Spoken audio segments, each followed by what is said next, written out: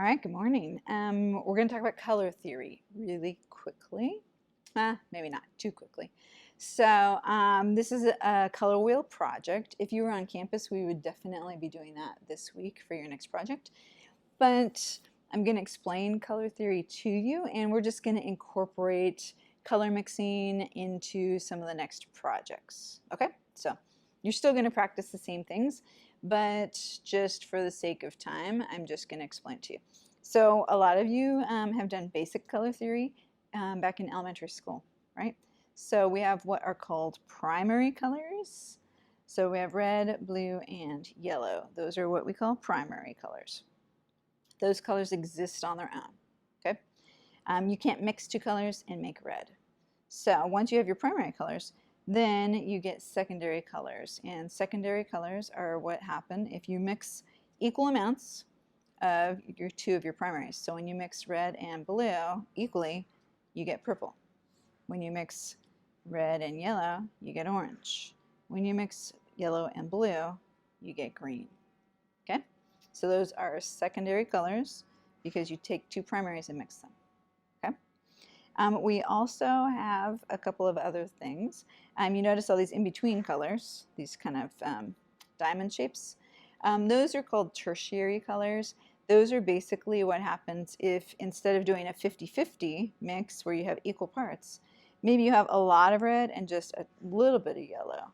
And then you'd end up with this where it's more of a red orange than like a true orange. Okay?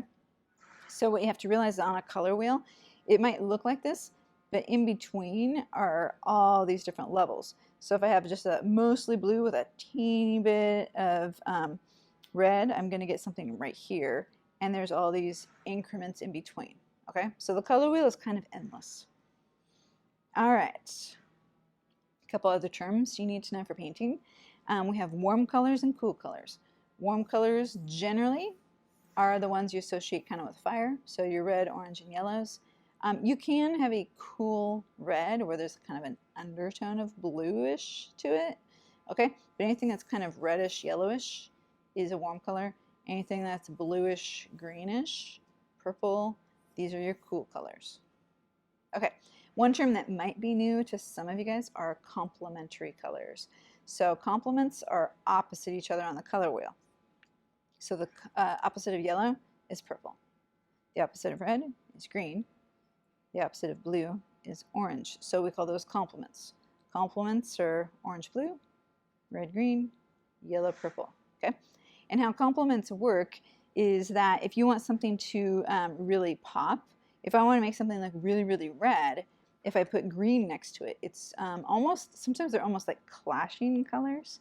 So that little bit of green next to red really makes the red stand out. So we have an example here of a red still life object, and so when I put a little bit of green with it, it's going to accentuate the red. Okay? You will find uses for complement colors in your color scheme. You might not always want those clashing colors, but if you want something to look really, really red, a little bit of green will help.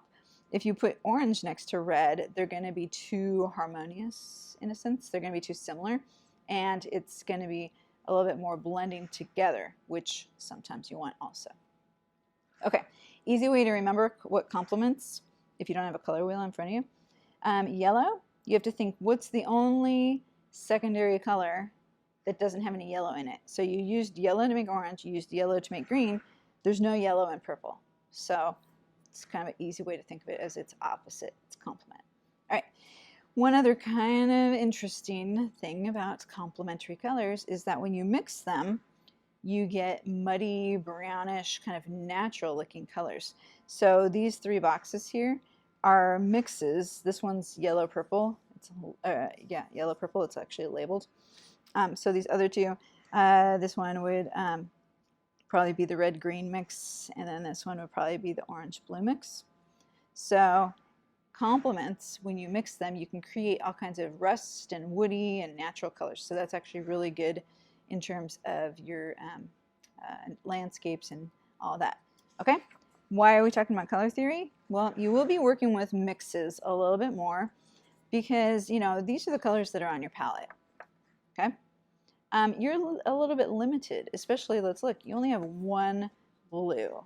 Okay, so how can you get different blues, you know, that might work better for a sky or, you know, a pop of, you know, a bright color?